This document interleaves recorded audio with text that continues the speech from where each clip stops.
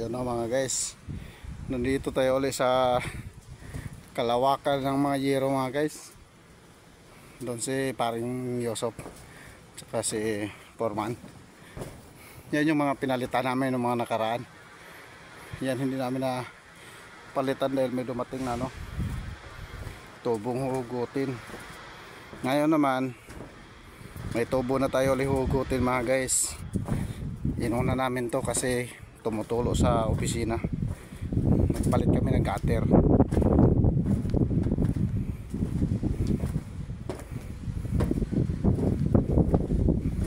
Yan. Doon na sa Foreman guys. Dalawang gutter na lang kakabit namin. Mag-akyat kami ng yero kasi mayroon kami papalitan doon. Durog na.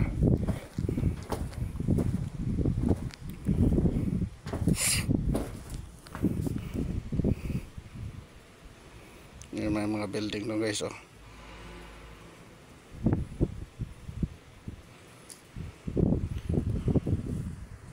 Siyempre kailangan kuha ko guys.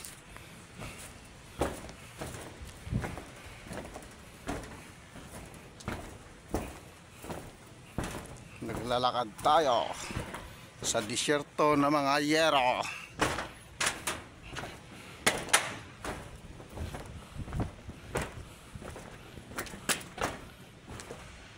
Palit muna ng gutter. Bukas na lang yung hugot guys. O di kaya mag-diskarga na naman kasi darating na yung mga delivery truck, yung mga trailer, container van.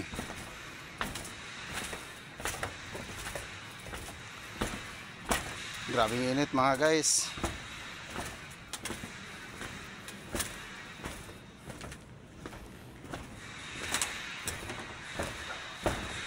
Ito yung buhay ng buhay ng mga manggagawa.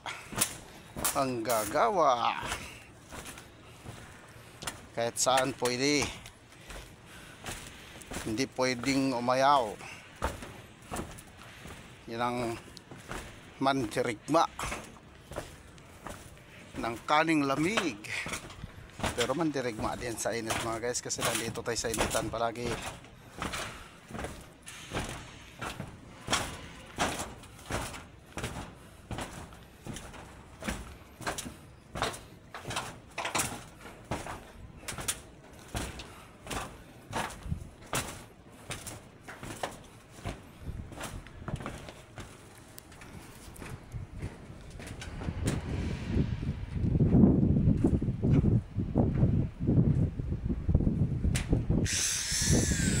Sarap ng hangin guys. Yun na, bumakbak na si Foreman no?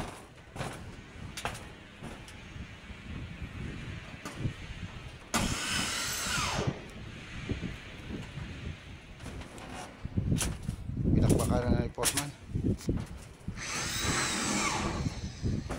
Dito na lagay natin guys.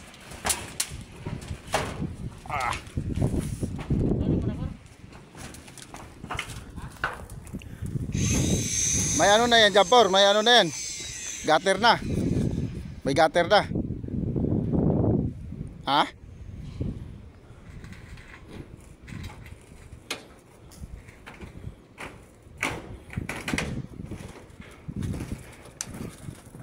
Yung nakita nyo nung nakaraan mga guys, yung building na puro solar. Ito yun oh guys.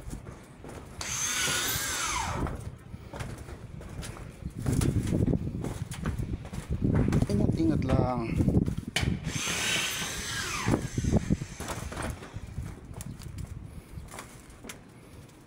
Yan mga guys, bukas papalitan natin yun ngayon.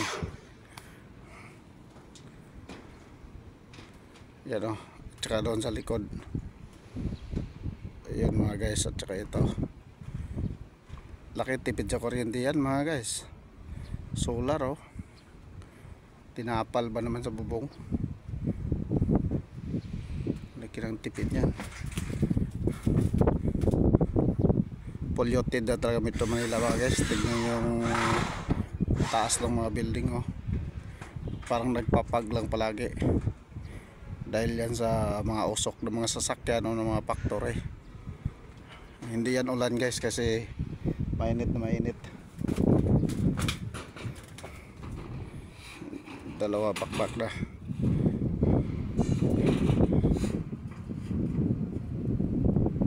Okay, what's up guys?